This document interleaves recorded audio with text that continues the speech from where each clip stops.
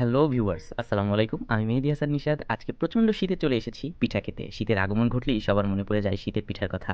তাই কনকনে শীতের রাতে কাঁপতে, কাঁপতে অনেক দূরে হেঁটে এসে পিঠা খাবার স্বাদই আলাদা। তবে আমি বেশি দূরে নয়, বরং আমার বাসার কাছেই পটুয়াখালী ঝাউতলা চলে এসেছি। যেখানে রয়েছে কাশ্মীরি রোড সহ আরও বেশ সুন্দর, সুন্দর কিছু দেখার মতো জায়গা।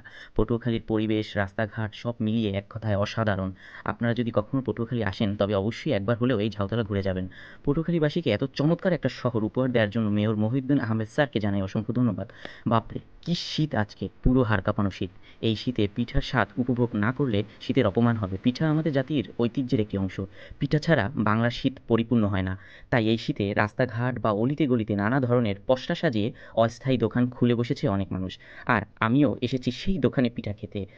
বলতে বলতে আমি আমার পিঠার দোকানের কাছে চলে এসেছি আর এখনই পিঠা খাবো।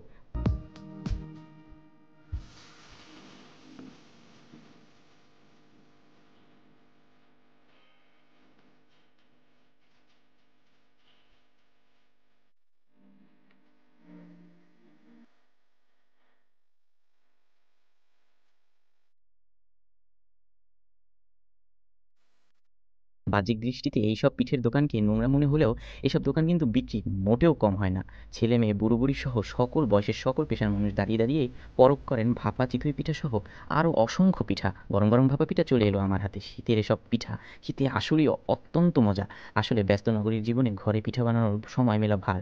তাই এসব বাহিরের পিঠা বা বাহিরের দোকানই আমাদের ভরসা। আমি খেয়াল করেছি পিঠা এই চুলার পাশ থেকে খেতেই সব থেকে বেশি মজা লাগে। এরপর চলে এসেছি একটু আদা ও তুলসী পাতা দিয়ে রং চা খেতে। আদা আর তুলসী পাতার রং চা আমার বরাবরের মতোই প্রিয়। আদা রসে অ্যান্টি অক্সিডেন্ট এবং অ্যান্টি ইনফ্লামেটরি যৌগ সমৃদ্ধ এবং অন্যদিকে তুলসী তার অ্যান্টিব্যাকটেরিয়াল এবং অ্যান্টিভাইরাল বৈশিষ্ট্যের জন্য পরিচিত। এই দুটি উপাদান যখন একসাথে মিশে যায় তখন শীতকালে অসুস্থতা যেমন সর্দি এবং ফ্লুর বিরুদ্ধে শক্তিশালী ঢাল তৈরি করে। তাই আমি বলব শীতে আদা ও তুলসী পাতার চাকে আপনারা জীবনসঙ্গী করে নেন। অনেক খাওয়া দাওয়া হলো, এবার চলা যাক বাসার উদ্দেশ্যে। আর পারছি না বাইরে থাকতে, অসম্ভব শীত বাহিরে। এখন রাত অনেক হয়ে গেছে। তবে বাংলাদেশের ৬ ঋতুর মধ্যে শীতকাল আমার খুব প্রিয় একটা ঋতু।